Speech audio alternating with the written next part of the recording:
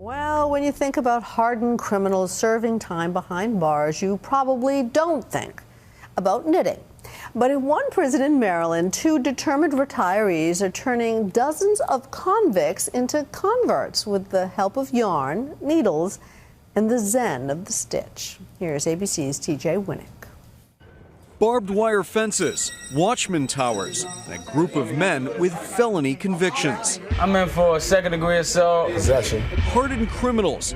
This is no white-collar country club. I'm arrested for armed kidnapping. Attempted murder. But listen a little closer, I love knitting. and you realize there's more here than meets the eye. I'm knitting a small hat for a kid.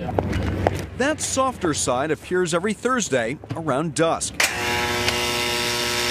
with two unusual visitors to the pre-release unit in Jessup, Maryland. Meet Lynn Zwirling and Sheila Rovelstad.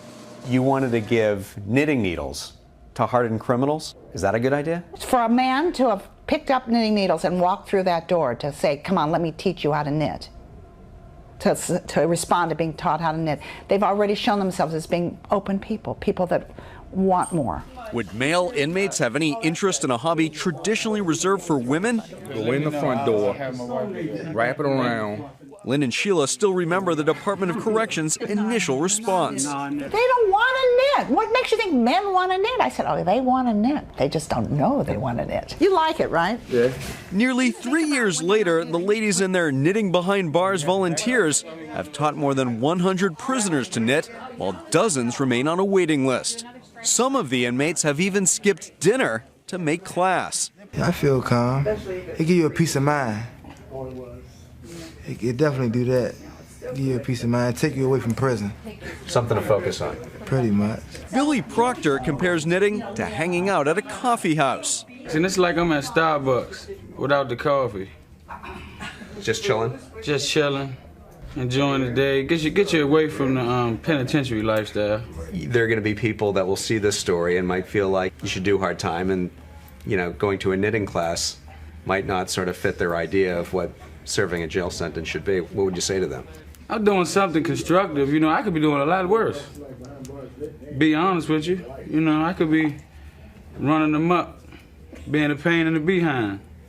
But I choose to come in here and relax. But they should try it, and then they'll understand. Lynn and Sheila give all the men a 5-minute knitting lesson she swears she can teach anyone. Into the front door. I had one of the guys put me through the paces. In the front door. Oh, in the front. Wrap it around. So in other words, you have to say it. You have to say it. There you go. Okay. He did it. Okay, you did. Everything they knit goes to charitable causes, like these hats for students at troubled inner city schools. We did a lot of wrong in society, so I guess this is a way of giving back. Do you think you'll continue knitting when you get out?